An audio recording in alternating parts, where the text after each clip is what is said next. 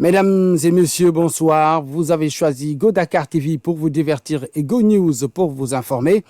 Et vous avez bien raison. On débute Go News avec cette nouvelle qui a bouleversé le monde de la culture sénégalaise depuis ce dimanche 10 novembre, après le décès de Samba Mbalo, plus connu sous le nom de Batch, membre du groupe Gelongal. Il s'agit d'une triste nouvelle pour les artistes musiciens du Sénégal et du Fouladou particulièrement. Rappelons d'ailleurs que le groupe avait déjà perdu un membre en 2018 avec le décès de Papis Mbalo. À noter que le groupe Gelongal, fondé dans les années 2000, s'est distingué par ses textes engagés et ses sonorités uniques, mêlant hip-hop et rythme traditionnel sénégalais. Samba Mbalo en était l'une des figures emblématiques, incarnant un mouvement artistique qui s'est progressivement imposé sur la scène musicale nationale, voire internationale.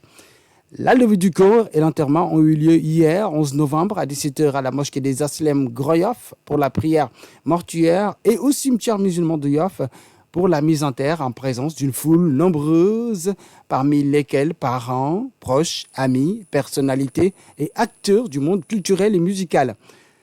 Go Dakar TV, par ma voix, présente ses condoléances, ses sincères condoléances à la famille et à tout le Sénégal qui a perdu un digne fils. L'ACDIC a procédé à 2 auditions ce lundi 11 novembre dans le cadre de l'enquête sur la mort de Moustapha Ba.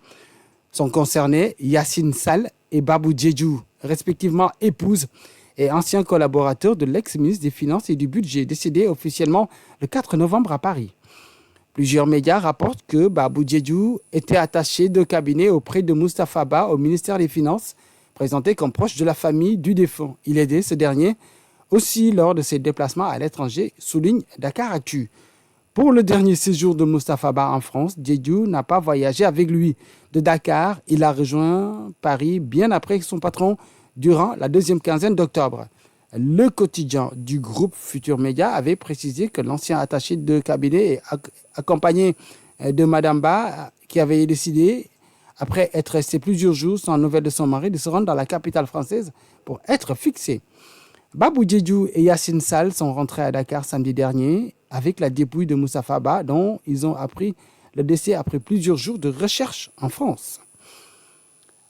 Parlons à présent des élections législatives anticipées du 17 novembre, ou tout au moins du cycle de violence qui continue d'entacher le déroulement paisible du programme de la campagne, avec ces propos du Premier ministre sénégalais Ousmane Sonko qui, de sa casquette de leader du PASTEF, a lancé un appel à la vengeance après des violences qu'il accuse d'avoir été perpétrées par des opposants contre ses partisans. Ousmane Sonko en a fait état sur ses réseaux sociaux dans la nuit du lundi à mardi d'attaques ayant ciblé son camp à Dakar, à Saint-Louis et à Koungheul, qu'il impute à des sympathisants de Barthélémy Diaz, maire de Dakar et leader d'une coalition concurrente. Selon Sonko, sa déclaration est que chaque agression subie par PASTEF et chaque patriote blessé soit proportionnellement vengé. Nous exercerons, c'est toujours les propos du chef de PASTEF, notre droit légitime à la riposte. Il a précisé que des plaintes avaient été déposées mais avait déploré l'absence d'arrestation. Il a également exigé que Barthélémy Diaz et sa coalition cessent toute activité de campagne dans le pays. Un rassemblement des militants de PASTEF a été prévu ce mardi après-midi près du domicile de Barthélémy Diaz. En réponse, la coalition de Diaz, Samoussa Kadou, a dénoncé ce qu'elle considère comme un appel au meurtre lancé par Ousmane Sonko. Selon cette coalition, elle-même victime de multiples attaques, Sonko, dévoré par la peur de la défaite, cherche à instaurer un climat de terreur pour étouffer la démocratie. La coalition a averti que Sonko sera tenu responsable de toute violence à l'encontre de ses membres militants, sympathisants ou électeurs. A reversé dans ce dossier ce communiqué du gouverneur de la région de Saint-Louis qui a informé dans un communiqué envoyé à la presse que l'interpellation de 81 individus suspectés d'avoir pris part aux incidents du marché de Sort a été effectuée. Selon Al-Hassan Sall, le lundi 11 novembre 2024, dans le cadre de la campagne en vue des élections législatives du 17 novembre, des incidents ont été enregistrés dans la commune de Saint-Louis entre des préposés à la sécurité d'une caravane politique et des marchands ambulants à la hauteur du marché de Sort. Le document ajoute que ces incidents ont malheureusement entraîné des blessés par arme blanche et des vols à l'arraché, motivant l'ouverture d'une enquête par la police afin que les personnes impliquées soient identifiées et présentées aux autorités judiciaires. Et à noter pour clore ce chapitre que la conférence des leaders de la coalition Sam Sankadou a été prévue ce mardi 12 novembre 2024 à 16h à Sacré-Cœur 2 et toute la presse nationale et internationale y était conviée. On termine Go News avec une note de football avec ce match devant imposer le Burkina Faso au Sénégal ce jeudi 14 novembre à Bamako et qui revêt incontestablement une grande importance pour les Lions qui ont toujours à travers la gorge le match nul aller à Diamniadio, un but partout.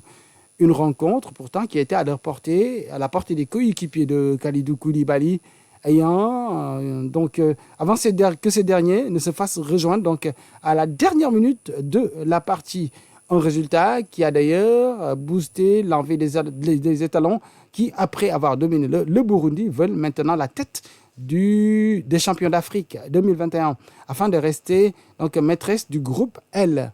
Et pour y arriver, la Fédération burkinabé de football veut mettre tous les atouts de son côté pour gagner ce match. C'est ainsi que les fédéraux du pays des hommes intègres, confrontés à un problème de stade non homologué, ont tenu, après Abidjan, à retourner à Bamako pour recevoir le Sénégal au stade du 26 mars.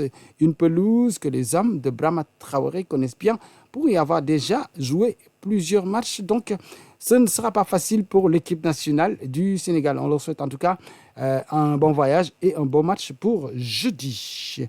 Voilà, donc c'est fini pour Go News. Merci d'avoir prêté une oreille attentive. L'information revient demain s'il plaît à Dieu. Merci de choisir pour vous divertir, vous informer et vous éduquer la nouvelle télé digitale Go Dakar TV.